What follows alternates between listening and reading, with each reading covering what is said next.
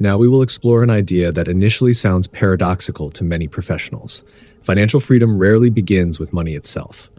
For individuals who have spent years building stable careers, accumulating savings, and progressing through respectable income brackets, freedom is often imagined as a numerical destination. A specific net worth, investment milestone, or passive income threshold becomes psychologically associated with relief. The assumption feels logical. Once the financial number is reached, autonomy follows. Yet, across modern professional life, a different pattern repeatedly appears. Individuals who achieve substantial financial success often discover that the emotional experience of freedom remains elusive. The constraint was never purely financial, it was structural and psychological.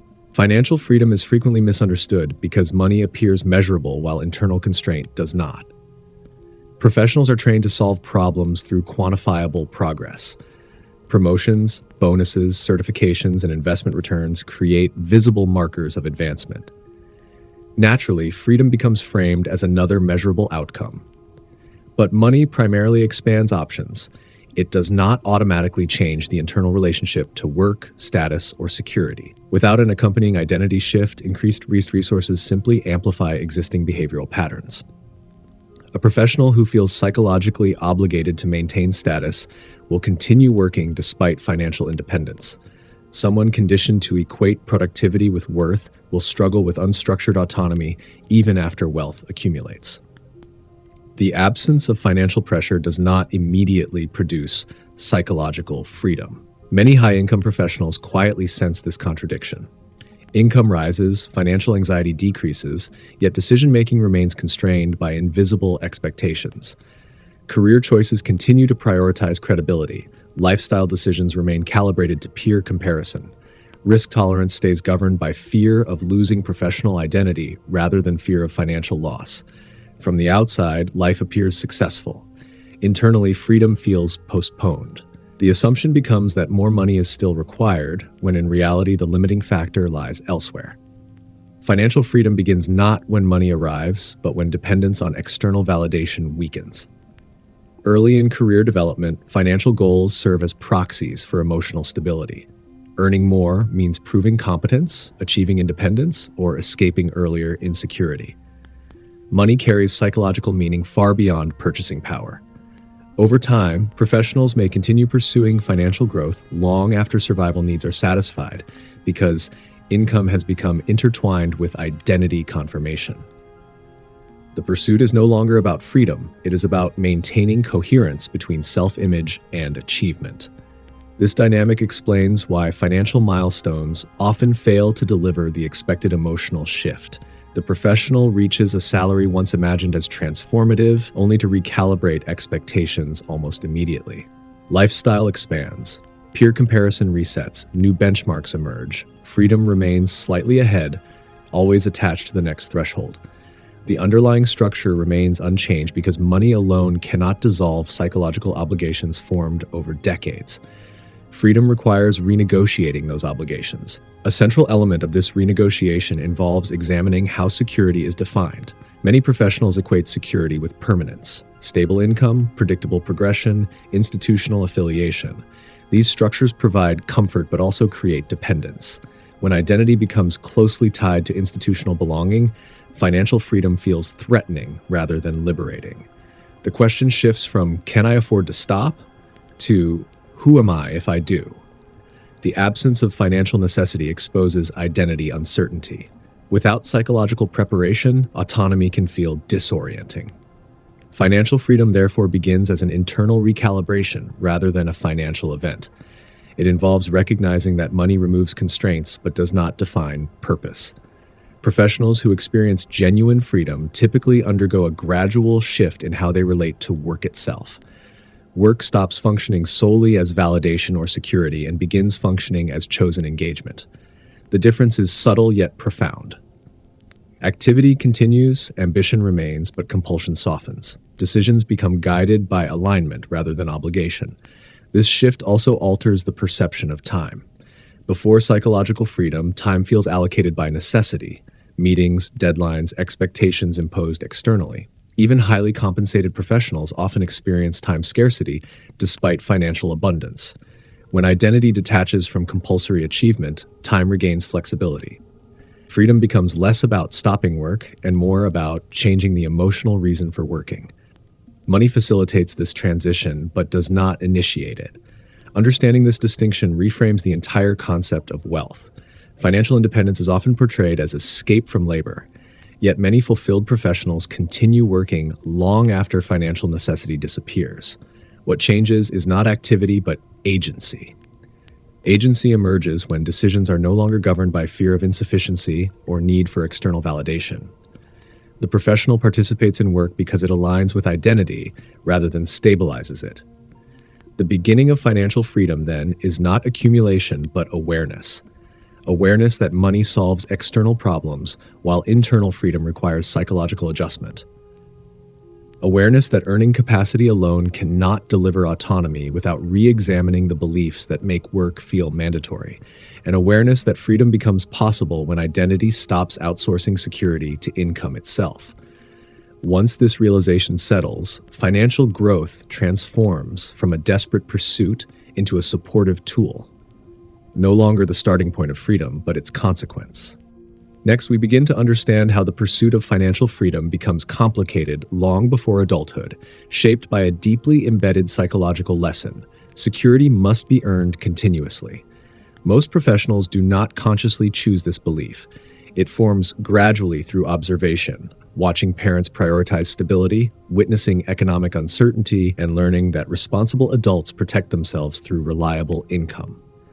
Work becomes more than economic participation. It becomes emotional insurance against unpredictability. By the time a career begins, the association between money and safety feels unquestionable. Early professional success reinforces this connection. The first salary brings independence. Promotions bring validation. Increasing income reduces immediate anxiety and confirms competence. Each financial improvement strengthens a powerful internal equation. More money equals more safety. The equation works initially because early career stages genuinely involve reducing vulnerability. Student debt decreases, housing becomes stable, and lifestyle control increases. Yet the psychological system that develops during this period rarely updates once basic security has been achieved. The professional continues pursuing financial accumulation as though insecurity remains imminent, even when objective risk has diminished significantly. This creates what might be called the security illusion. Income grows, savings accumulate, and career capital strengthens, yet the internal sense of safety does not expand proportionally. Instead, the definition of security quietly moves forward. A larger emergency fund feels necessary. A higher salary becomes the new baseline. Professional reputation must be protected carefully.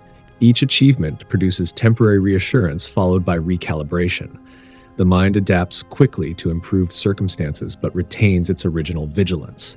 Freedom remains deferred because safety never feels fully complete. For many high-income professionals, this illusion manifests as persistent attachment to structures they no longer financially require. Roles are maintained not purely for income but for psychological reassurance. Institutional affiliation provides identity clarity. Predictable pay cycles reinforce emotional stability. Even when investment portfolios or accumulated assets could support greater autonomy, leaving familiar structures feels disproportionately risky. The fear is rarely about survival. It is about losing the emotional framework that has defined adulthood.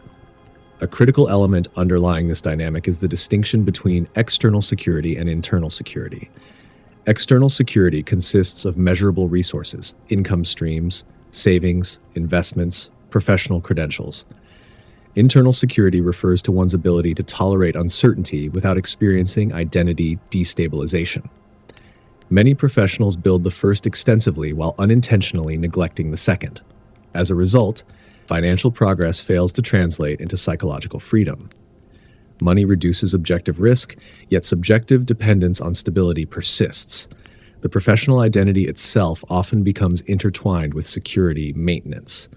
Competence, reliability, and responsibility are rewarded traits in corporate and institutional environments. Over time, individuals begin to experience worth through continued productivity. Stepping away from constant achievement can feel uncomfortable because it removes familiar validation loops.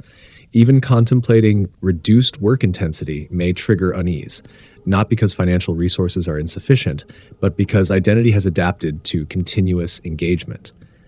This explains why financial freedom rarely begins with reaching a numerical threshold. Without examining the internal definition of safety, new financial milestones simply reinforce existing patterns. More money becomes another layer of protection rather than a pathway to autonomy. The professional continues optimizing stability even after stability has been achieved. Freedom remains psychologically inaccessible because the system designed to eliminate insecurity never receives confirmation that the mission is complete. The identity shift required here involves redefining security itself. Instead of equating safety with permanence, security becomes associated with adaptability. Confidence shifts from reliance on specific roles or income streams toward trust in one's capacity to create value across changing environments.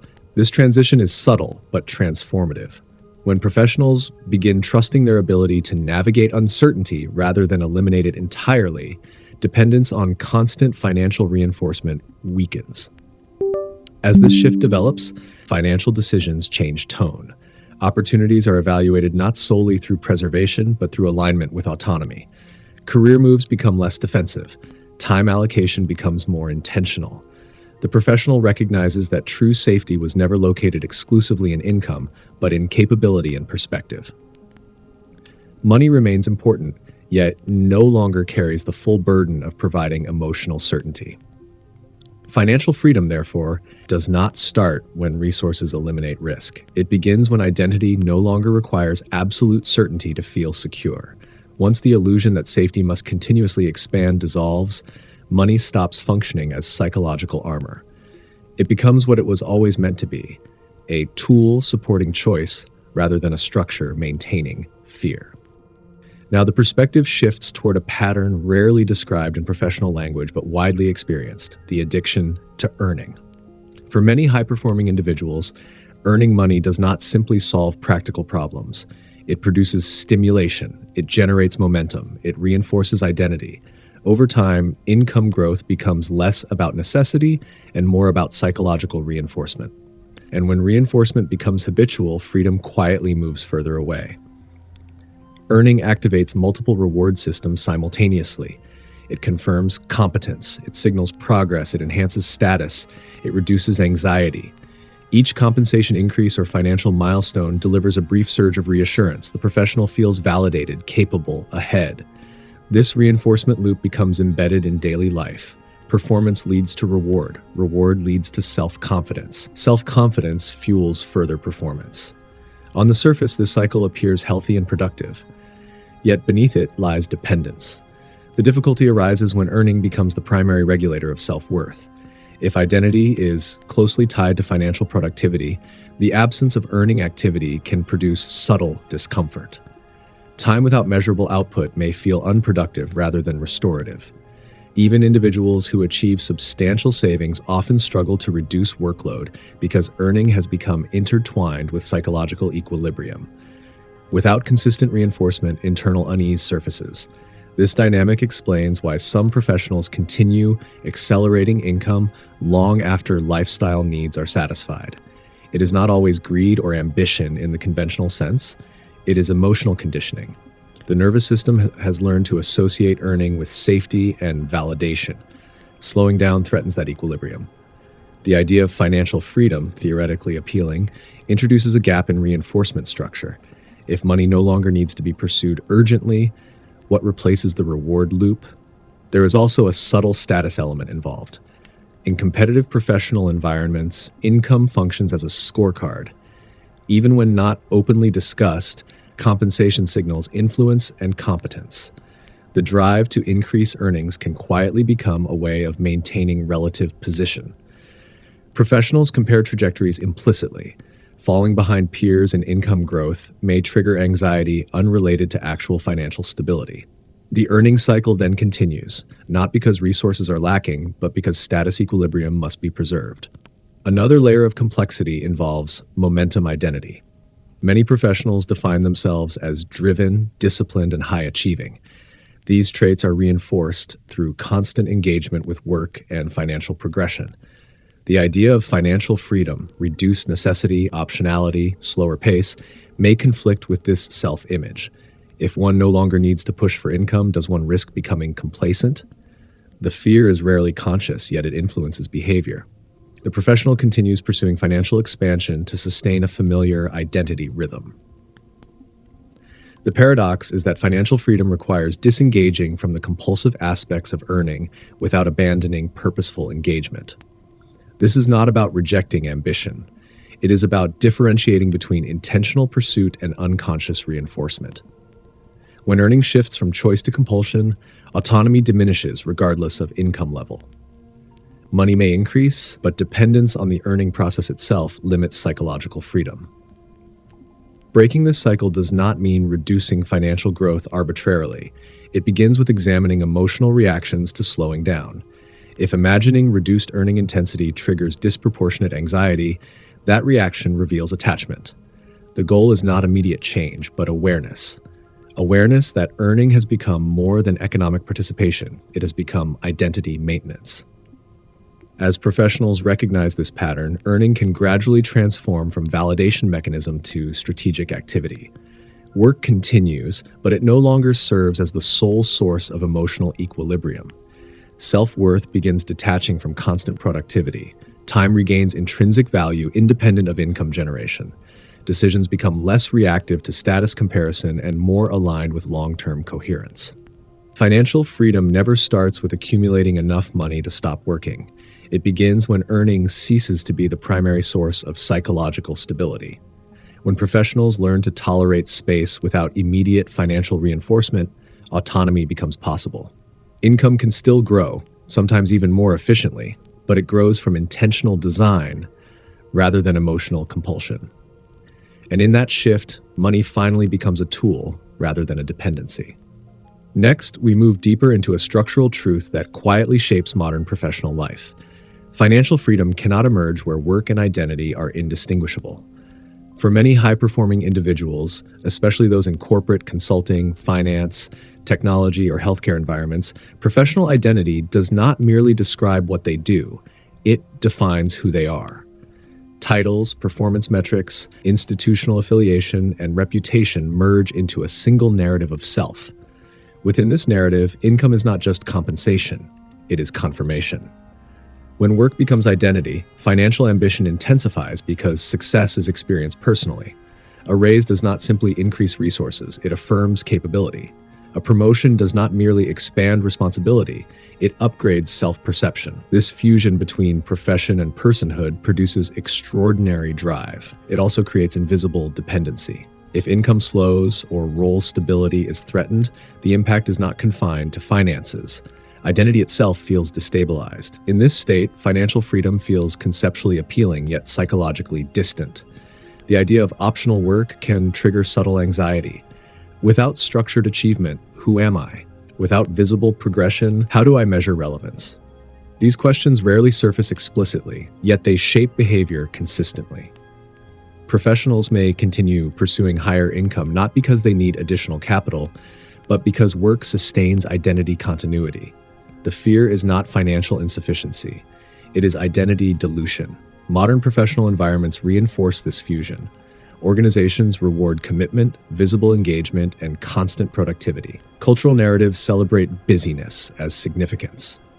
Over time, stepping away from work, even temporarily, can feel like stepping away from self. This makes the concept of financial freedom psychologically complex.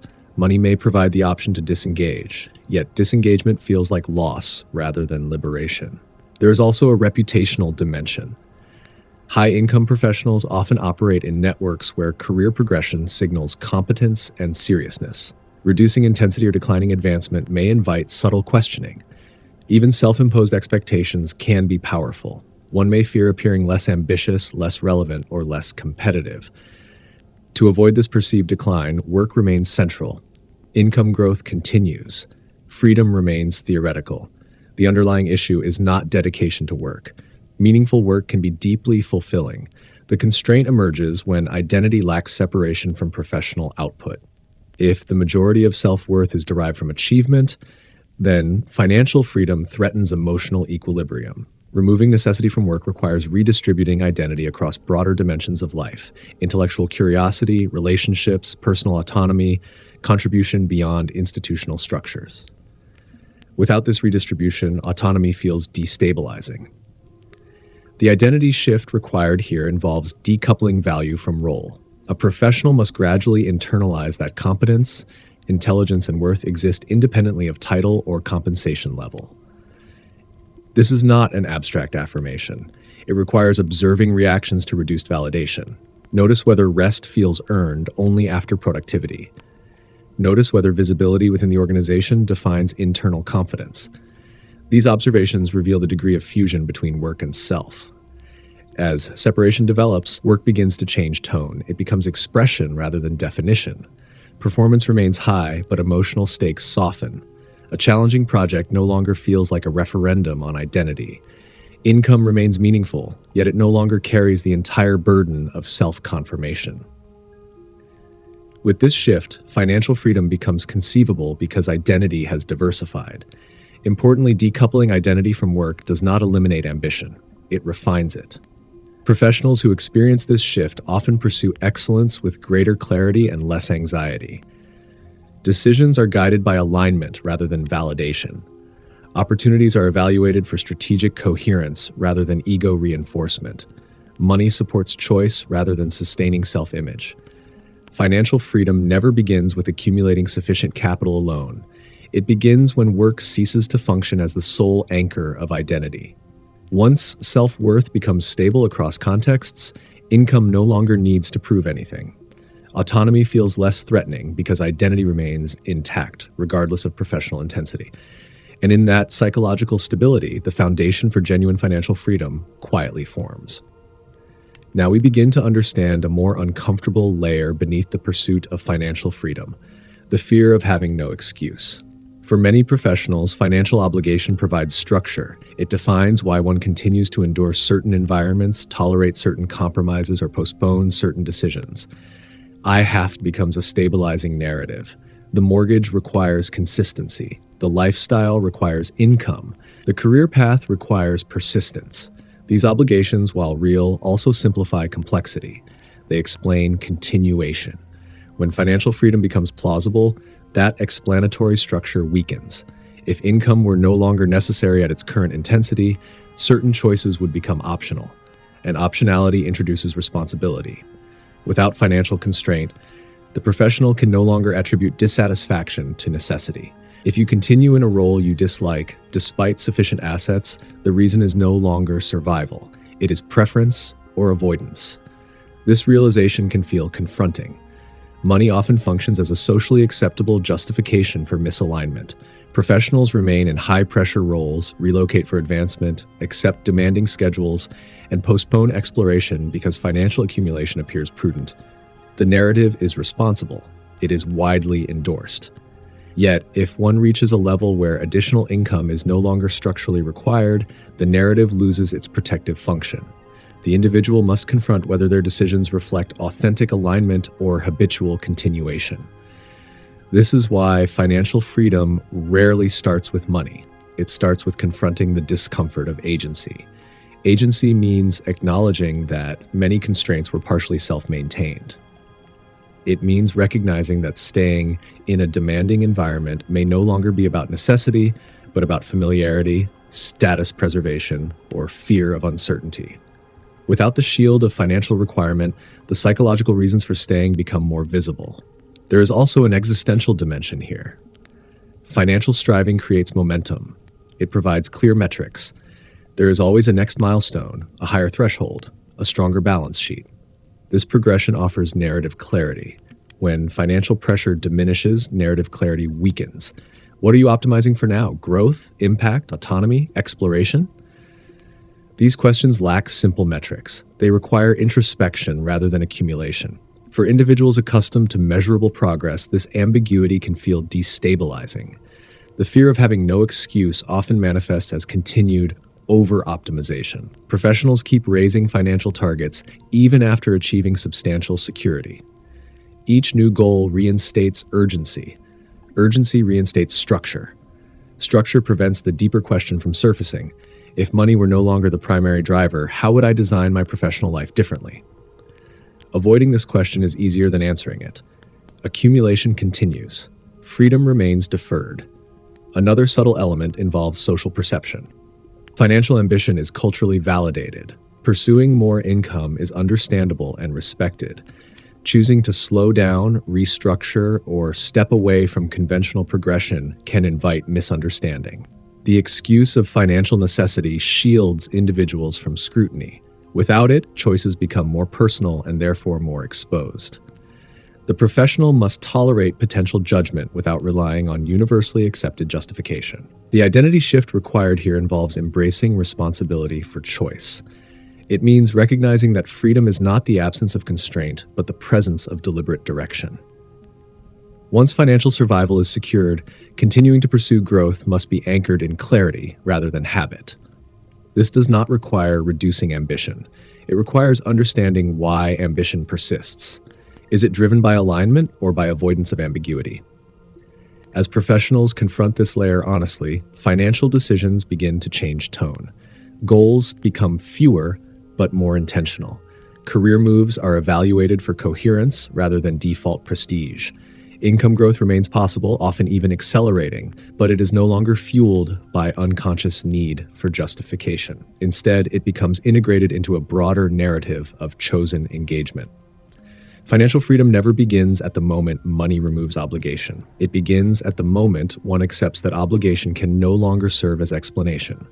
When excuses dissolve, agency becomes visible, and within that visibility lies the real foundation of autonomy.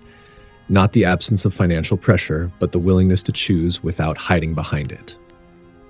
Next, we move deeper into a dimension of financial freedom that professionals often underestimate: time. Money appears to be the primary constraint in modern life, yet when income rises substantially, it becomes clear that time, not money, reveals the real structure of freedom. Many high earners discover that despite financial comfort, their calendar remains externally controlled. Meetings dictate rhythm. Deadlines define attention. Obligations consume cognitive bandwidth. Income may be high, yet discretionary time remains scarce. This exposes a subtle misunderstanding. Financial freedom is frequently imagined as the ability to stop working. But the more immediate and psychologically relevant metric is control over time allocation. If one cannot meaningfully decide how time is spent, autonomy remains limited regardless of net worth. Professionals who equate freedom solely with future financial milestones often overlook how present time dependency shapes identity. The habit of external scheduling becomes normalized. Years pass in structured urgency. Time reveals attachment patterns. If a professional experiences anxiety when unstructured hours appear, the constraint is not financial. It is psychological. Many high performers are deeply accustomed to externally imposed structure. Meetings and deliverables provide rhythm and validation. Removing that structure can feel disorienting. The absence of urgency exposes internal restlessness. This restlessness often leads individuals to reintroduce commitments voluntarily, filling calendars quickly even when financial necessity does not require it. This pattern illustrates why financial freedom does not start with capital accumulation. It begins with comfort in discretionary time. The ability to tolerate open space without immediate productivity signals internal security. Without this capacity, additional money simply increases the scale of structured engagement rather than enabling autonomy. Professionals may accumulate wealth, yet continue designing lives that replicate constraint because constraint feels familiar. There is also a reputational layer tied to time. Busyness has become a proxy for importance in many professional cultures. A full calendar signals demand. A saturated schedule implies relevance. Reducing time commitments may feel like reducing status. Even when financially unnecessary, professionals may resist creating time freedom because it conflicts with internalized status markers. Money cannot override this conditioning automatically. Another subtle truth emerges when examining how professionals trade time for incremental financial gains. Many continue accepting responsibilities that marginally increase income while significantly reducing autonomy. The justification appears rational. Higher compensation strengthens long-term freedom, yet the pattern often persists indefinitely. Time is exchanged repeatedly under the assumption that eventual freedom will compensate for present constraint. The future becomes a container for postponed autonomy. The identity shift required here involves redefining wealth to include temporal sovereignty. Wealth is not merely the accumulation of assets, but the reduction of compulsory time allocation. This does not imply inactivity, it implies optionality. The professional begins evaluating opportunities not only by financial upside, but by their effect on calendar control. Does this role increase dependency on structured urgency, or does it expand discretionary decision-making? When this recalibration occurs, career strategy changes subtly. Professionals prioritize leverage structures that decouple income from constant time input. Equity participation, scalable expertise, advisory positioning, or systems-based contributions become more attractive than linear compensation increases. The focus shifts from earning more per hour to reducing required hours for baseline income. Financial growth becomes intertwined with time autonomy rather than separated from it. Importantly, this shift also requires emotional adaptation. Open time can feel unfamiliar at first. Without constant external validation, individuals must develop internal rhythm. Reflection replaces urgency. Strategic thinking replaces reactive task management. This transition can feel slower, yet it often produces higher quality decisions. Income may initially grow more deliberately, but it becomes structurally aligned with autonomy. Time exposes whether financial freedom is aspirational or operational. If wealth accumulation continues while calendar control remains externally dictated, freedom remains postponed. When professionals begin protecting time with the same seriousness they protect income, autonomy becomes tangible. Money then supports freedom because identity has reoriented around agency rather than activity. Financial freedom never begins when the bank account reaches a specific number. It begins when time becomes a deliberate choice rather than a negotiated obligation. Once time autonomy becomes central to wealth strategy, money transforms from endpoint to instrument. And in that transformation, freedom shifts from distant goal to present practice. Now, the perspective shifts toward a mechanism that quietly undermines financial freedom even as income rises: the invisible status ladder. Many professionals believe they are pursuing security or autonomy, yet much of their financial behavior is unconsciously calibrated to relative position. Status comparison begins early: schools, universities, first jobs, and continues subtly throughout career progression. Each new environment introduces a revised benchmark of success. The ladder simply changes location. When income increases, peer groups often change alongside it. A promotion places you among higher earners. A move to a major city resets lifestyle expectations. Equity gains shift social exposure. What once felt affluent begins to feel average. The mind adapts rapidly to the new norm. Financial goals adjust upward. The experience of almost there persists regardless of actual net worth. Freedom remains just beyond the next rung. This constant recalibration prevents financial milestones from delivering psychological completion. The ladder creates motion without arrival. Professionals may accumulate substantial assets, yet feel financially behind relative to those slightly ahead. The comparison is rarely explicit. It manifests as quiet tension, noticing others' homes, roles, investments, or exits. Even in circles where money is discussed minimally, perception of relative standing shapes behavior. The status ladder also influences consumption patterns. Lifestyle expansion often mirrors peer environment rather than personal necessity. Housing choices, travel habits, educational spending, and discretionary upgrades align with surrounding norms.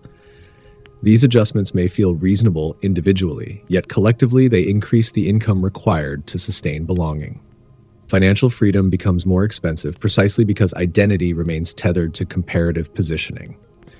Importantly, status pursuit does not always present as vanity. Among analytical professionals, it often appears as optimization.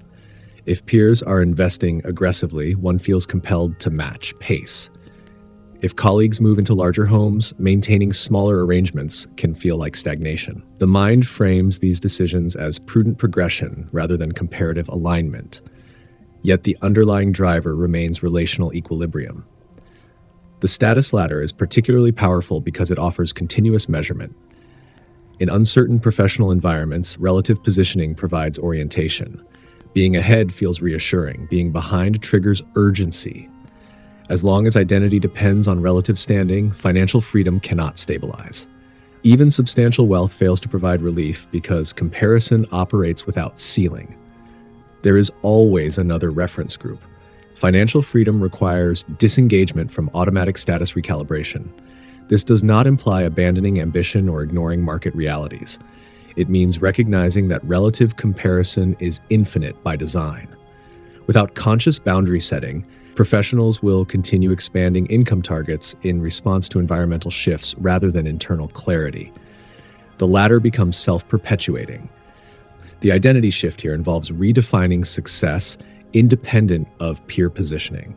Instead of measuring financial progress against adjacent professionals, one evaluates alignment with personal autonomy goals.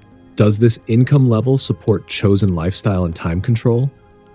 Does additional growth meaningfully expand freedom or primarily improve ranking? These questions shift focus from competition to coherence. As professionals detach from reflexive comparison, financial decisions become less reactive. Lifestyle inflation slows, investment strategy stabilizes, income growth may continue, but it is no longer driven by silent rivalry. The urgency to keep pace softens, replaced by deliberate evaluation of what expansion actually provides. This recalibration often produces unexpected calm. Without constant comparison pressure, resources feel more substantial because they are no longer evaluated through deficit framing. The status ladder never disappears entirely. Humans remain socially aware, but when identity no longer relies on comparative superiority, wealth stops functioning as scoreboard. Money becomes instrumental rather than symbolic. The professional can participate in high-achievement environments without internalizing every upward shift as obligation. Financial freedom never begins when you outrun others on the ladder. It begins when the ladder stops determining your direction. Once comparison loses authority over identity, income can expand or stabilize without psychological distortion. And in that detachment, freedom becomes possible not because you have more than others, but because you no longer need to measure yourself against them. Next, we move deeper into a tension that many professionals underestimate. Financial freedom increases uncertainty before it increases comfort. This appears counterintuitive. The common assumption is that more money reduces unpredictability. In practical terms, this is true. Expenses become manageable, risk buffers expand, optionality increases. Yet psychologically, the experience can feel different. As external constraints loosen, internal ambiguity grows. Structured careers provide predefined paths. Promotions follow visible timelines. Compensation bands are published. Performance metrics clarify direction. These systems reduce uncertainty by narrowing choice. When financial freedom becomes realistic, those predefined lanes weaken. The question shifts from what must I do next to what do I want to do next? The latter requires internal clarity rather than external instruction. For many high-achieving professionals, this transition introduces discomfort. Uncertainty here is not about survival risk. It is about narrative direction. Without financial pressure dictating decisions, the responsibility for meaning intensifies. One must choose intentionally rather than reactively. This freedom can feel destabilizing because it exposes preference. If you remain in a demanding role despite having financial flexibility, the reason can no longer be necessity alone. It becomes identity, ambition, curiosity, or fear. Confronting these motives requires psychological honesty. Most professionals are conditioned to minimize uncertainty. Education, career progression, and financial planning all emphasize risk management. Stability becomes synonymous with intelligence. Over time, this conditioning builds impressive financial foundations, but weakens tolerance for open-ended decision-making. When financial independence reduces external constraints, internal uncertainty becomes visible. Instead of experiencing liberation immediately, individuals may experience subtle anxiety. The path is no longer prescribed. This anxiety often leads to recreating structure artificially. Professionals who reach financial independence frequently re-enter demanding roles, launch new ventures with intense urgency, or overcommit to structured activities. The intention may be purposeful, yet beneath it can lie avoidance of unstructured space. Without constant direction, identity feels momentarily undefined. Reintroducing structured ambition restores familiarity. Financial freedom requires the ability to sit with ambiguity without reflexively eliminating it. It demands comfort with the possibility that career intensity could decrease without diminishing worth. It requires separating activity from identity. If you cannot tolerate periods where direction is self-generated rather than externally mandated, autonomy becomes psychologically difficult. Money alone cannot compensate for low uncertainty tolerance. There is also a reputational layer to this discomfort. In professional circles, decisive forward motion signals competence. Pausing to reassess direction may feel like regression. Even if financially secure, individuals may fear being perceived as drifting. The pressure to maintain narrative momentum persists. As a result, freedom is postponed in favor of continued visible progression. The identity shift required here involves redefining uncertainty from threat to exploration. Instead of interpreting open choice as instability, it becomes evidence of security. When professionals internalize that ambiguity is a feature of autonomy rather than a flaw in planning, financial freedom begins to feel accessible. Decision-making slows, but depth increases. Instead of optimizing for immediate clarity, one optimizes for alignment. This transition often produces quieter ambition. Goals become more selective. Time is allocated more deliberately. Financial growth may continue, yet it is no longer driven by avoidance of uncertainty. Instead, it reflects strategic engagement with chosen pursuits. The absence of compulsion creates mental space for more thoughtful risk-taking. Financial freedom never starts with eliminating uncertainty. It begins with expanding the capacity to tolerate it. When professionals no longer require rigid structure to feel secure, money transforms from protective armor into supportive flexibility. And within that flexibility, autonomy becomes not a distant milestone, but a lived experience shaped by deliberate choice rather than reactive necessity. Now the perspective shifts toward another quiet misunderstanding: the belief that financial freedom equals total control. Many professionals equate money with command over circumstances. The more capital accumulated, the fewer constraints imposed by employers, markets, or unexpected events. On a practical level, resources undeniably expand choice. Yet psychologically, the desire for control often predates wealth and continues long after it is achieved. Control is deeply comforting. It reduces unpredictability. It creates the impression that outcomes are manageable. For individuals who built careers through discipline and strategic planning, control becomes part of identity. Success reinforces the belief that careful optimization produces favorable results. Financial growth then appears as an extension of this logic. Accumulate enough, and you will no longer be subject to unwanted dependency. However, the pursuit of control can quietly become its own constraint. Professionals may chase financial milestones not solely for autonomy, but to eliminate exposure to uncertainty, vulnerability, or reliance on others. The goal shifts from freedom to insulation. Yet complete insulation is impossible.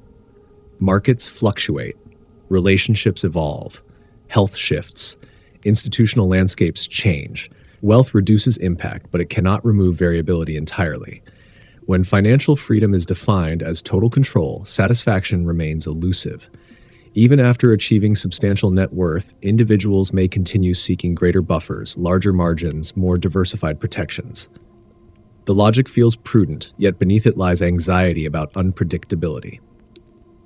Instead of experiencing autonomy, the professional remains in a defensive posture, optimizing against potential loss rather than designing for desired experience.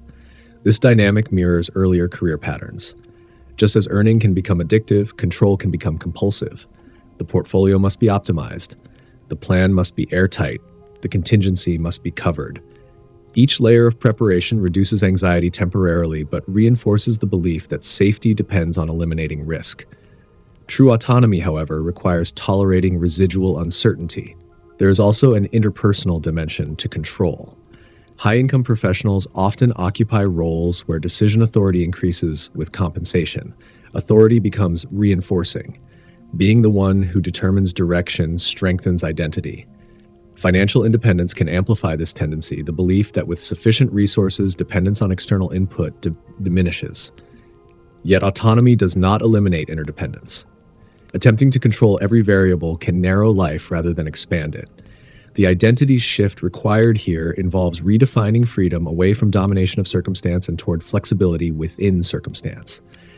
Instead of asking, how can I eliminate all external influence, the question becomes, How resilient am I within changing conditions? This reframing reduces the pressure to accumulate infinite buffers. Wealth becomes a tool supporting adaptability rather than a fortress defending against unpredictability. When professionals internalize this shift, financial planning changes tone. Risk management remains thoughtful, but it is not fear-driven. Diversification becomes strategic rather than obsessive. Career decisions weigh optionality alongside control. The need to micromanage outcomes softens because identity no longer depends on absolute predictability. This recalibration often produces unexpected calm. Without the constant pursuit of perfect control, attention shifts toward alignment, choosing work, investments, and environments that reflect values rather than merely minimizing exposure. Income growth may continue, yet it no longer carries the burden of erasing uncertainty entirely. Financial freedom never begins when control is maximized. It begins when control is right-sized. When professionals accept that unpredictability is inherent to complex systems, wealth transforms from defensive mechanism to supportive infrastructure. Money provides options, not omnipotence. And once the illusion that total control is required dissolves, autonomy feels lighter. Less about fortifying against the world and more about engaging with it deliberately. Next, we move deeper into a realization that often arrives quietly in mid-career. Financial freedom becomes possible only when success itself is redefined. For many professionals, success has been measured through accumulation, higher income, larger responsibilities, increased recognition. These metrics create clarity and forward motion. They are socially reinforced, institutionally rewarded, and intellectually defensible. Yet they are externally anchored. And when success remains externally anchored, freedom remains externally dependent. In early professional stages, external metrics are necessary. They provide structure and feedback. Income growth signals competence, promotions validate capability, social acknowledgement confirms trajectory. Over time, however, reliance on these indicators can harden into identity architecture. Success becomes synonymous with visible advancement. As long as advancement continues, self-perception remains stable. When advancement slows, anxiety emerges, even if financial security is already substantial. Financial freedom requires shifting success from external validation to internal alignment. This shift is subtle but profound. Instead of asking, "Am I progressing relative to others?" the question becomes, "Am I allocating my resources, time, attention, capital, in ways that reflect deliberate choice?" The former keeps individuals on externally defined tracks. The latter introduces autonomy as a metric. Redefining success often feels destabilizing because external metrics are easier to measure. Income is clear. Titles are visible. Autonomy, alignment, and clarity are less quantifiable. Professionals accustomed to structured evaluation may initially resist this shift because it removes familiar scoreboards. Without visible advancement, how does one confirm progress? The answer requires deeper introspection rather than comparison. Many high earners discover that after reaching a significant financial milestone, dissatisfaction does not disappear. The reason is not insufficient money, but unchanged success criteria. If success still means constant upward movement, then even financial independence will not feel complete. The mind will simply attach the same metric to a larger scale. More investments, greater influence, broader visibility. The structure remains identical, only the numbers change. Redefinition does not require abandoning ambition. It requires broadening its foundation. Success can include financial growth, but it also incorporates control over calendar, quality of attention, and freedom of direction. When these elements are included intentionally, financial planning changes character. The goal becomes not maximizing income at all costs, but designing a life architecture where income supports chosen priorities. This shift often reveals surprising insights. Some professionals realize they have been optimizing for prestige rather than autonomy. Others notice that incremental income gains are costing disproportionate time flexibility. A few discover that continued upward pursuit is driven more by comparison than conviction. None of these realizations require immediate change. They simply recalibrate awareness. As success criteria expand, financial freedom becomes incremental rather than binary. It is not a single event triggered by net worth. It is a series of design decisions that gradually increase alignment between resources and values. Professionals may continue earning aggressively, but now with clearer intention.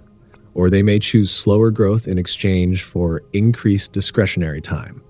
In either case, autonomy increases because decisions reflect conscious definition rather than inherited metrics. Redefining success also reduces fear around plateau. If financial growth stabilizes temporarily, it no longer threatens identity because success is no longer singularly defined by expansion. Stability can coexist with freedom if it is chosen. Conversely, rapid growth can coexist with freedom if it is aligned. The key difference lies in agency rather than velocity. Financial freedom never begins when income crosses a threshold. It begins when success is no longer dictated exclusively by external advancement. Once professionals redefine what progress means, money becomes integrated into a broader system of deliberate living. Wealth then supports freedom because it operates inside consciously chosen parameters rather than inherited expectations. And within that recalibrated framework, autonomy stops being a distant reward and becomes an active principle guiding financial life. Now, the perspective shifts toward the core integration. Financial freedom is not a financial state first, it is an identity state. Numbers matter, assets matter, cash flow matters, but none of them initiate freedom independently. They amplify whatever identity already exists. If identity is structured around obligation, comparison, control, or validation, larger numbers will intensify those patterns. If identity is structured around agency and internal security, wealth will expand autonomy naturally. Many professionals unknowingly treat financial freedom as a future event. The language often sounds like this: once I hit X, I'll slow down. After Y net worth, I'll choose differently. When the portfolio reaches Z, I'll feel secure. This future orientation keeps freedom deferred. It assumes that psychological experience will automatically update once a numerical condition is met. Yet, identity does not transform on command. It transforms through repeated internal shifts long before numbers change. Consider how professionals behave today relative to autonomy. Do you negotiate time boundaries confidently or defer to institutional urgency? Do you evaluate opportunities through alignment or primarily through income increase? Do you tolerate uncertainty without immediate compensation? These behaviors reflect present identity orientation. If freedom cannot be practiced in small ways now, it will not suddenly emerge at scale later. Larger wealth will simply magnify existing tendencies. This is why financial freedom begins psychologically. It begins when individuals stop outsourcing autonomy to future wealth and begin exercising agency within current constraints. That may mean protecting limited discretionary time even before full independence. It may mean declining opportunities misaligned with values despite attractive compensation. It may mean defining sufficiency deliberately rather than reflexively pursuing escalation. Each act reinforces identity alignment with freedom. Professionals often underestimate how identity solidifies through repetition. If your career has consistently rewarded compliance with external metrics, your nervous system adapts to that structure. Sudden removal of constraint can feel destabilizing because identity has not rehearsed autonomy.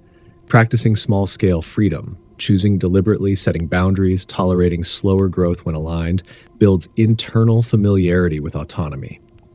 Money then supports that identity rather than attempting to create it from nothing. Another dimension involves emotional detachment from outcome dependence.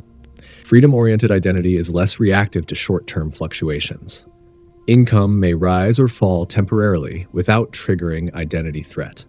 Investment volatility does not destabilize self-concept. Professional transitions do not produce existential panic. This stability is not derived from infinite wealth, but from internal decoupling between circumstance and self-worth. When identity shifts first, financial decisions change tone. Investment strategy becomes long-term rather than reactive. Career risk becomes calculated rather than fear-driven. Time allocation reflects personal architecture rather than default institutional rhythms. The professional begins behaving as someone already partially free, not recklessly but deliberately. This behavioral alignment gradually reshapes financial trajectory. Freedom as identity also reduces urgency. There is less need to prove or accelerate beyond alignment. Growth becomes intentional rather than compulsive. Income expansion often becomes more strategic because it is no longer driven by anxiety. The professional sees wealth as infrastructure for chosen life design rather than scoreboard for success. Financial freedom, therefore, is not activated by reaching a number. It is stabilized by becoming the type of person who relates to money without dependence. When identity integrates autonomy, money becomes a supportive tool rather than a psychological anchor. And once this integration occurs, increasing wealth enhances freedom naturally because the internal architecture is already aligned to use it wisely. The number will matter eventually, but it will not begin the transformation. The transformation begins when identity shifts from "I will be free when" to "I practice freedom within." And from that internal shift, financial outcomes reorganize around coherence rather than compulsion. Now we arrive at the integration point. After examining security, earning addiction, work identity, status comparison, time control, uncertainty tolerance, and success redefinition, a quieter truth emerges. Financial freedom begins when it stops being the emotional objective. As long as freedom is framed as something to chase through accumulation, it remains externally positioned, and anything externally positioned can be postponed. Many professionals spend decades pursuing a version of freedom that is always slightly ahead. The logic is consistent. Earn more, invest more, protect more, optimize more. Each layer strengthens financial resilience. Yet, if the psychological structure underneath remains unchanged, the experience of compulsion persists. You still feel required to maintain status. You still fear falling behind. You still equate productivity with worth. The numbers improve. The relationship to money does not. The final identity shift occurs when professionals recognize that freedom is less about escape and more about internal detachment. Detachment from the belief that income equals identity. Detachment from the need to justify choices through financial necessity. Detachment from constant comparison. When this detachment stabilizes, something subtle happens. Earning becomes strategic rather than emotional. Wealth accumulation continues, but without urgency as its fuel. This does not mean ambition disappears. It becomes cleaner. Cleaner ambition is rooted in curiosity, impact, and alignment rather than fear of insufficiency. Professionals operating from this orientation often make more deliberate decisions. They negotiate clearly, not aggressively. They invest patiently, not reactively. They design careers architecturally rather than defensively. Ironically, income often grows more sustainably when it is no longer serving as psychological armor. At this stage, financial freedom stops feeling like a dramatic event. It feels incremental and lived. You notice it when you decline an opportunity misaligned with your time priorities. You notice it when market volatility does not disrupt your sense of stability. You notice it when status comparison loses emotional charge. You notice it when you work because you choose to, not because you must prove something. Freedom becomes evident in subtle behaviors long before it is reflected in a headline net worth number. It appears in how calmly you approach financial decisions. It appears in how selectively you allocate attention. It appears in how willingly you tolerate uncertainty without rushing to eliminate it through over-earning. These behaviors signal that identity has decoupled from compulsion. Money still matters. Financial prudence still matters. Strategic growth still matters. But they operate within a different architecture. Instead of building wealth to feel secure, you build wealth to express autonomy.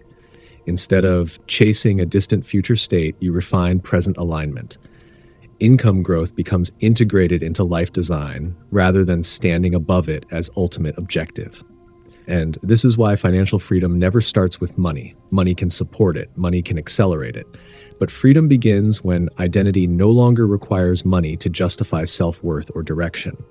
When you stop chasing freedom as a number and start practicing it as a posture, financial life reorganizes around coherence. The external follows the internal. If this conversation resonated, it may be because you recognize that wealth is not only a financial construct, but a psychological one. Here at Mindful Wealth, we continue exploring these deeper layers of money, identity, and modern professional life, not to offer formulas, but to offer clarity. If this way of thinking aligns with you, consider subscribing and sharing this dialogue with someone who approaches success thoughtfully. The real shifts are often quiet, and they begin with understanding.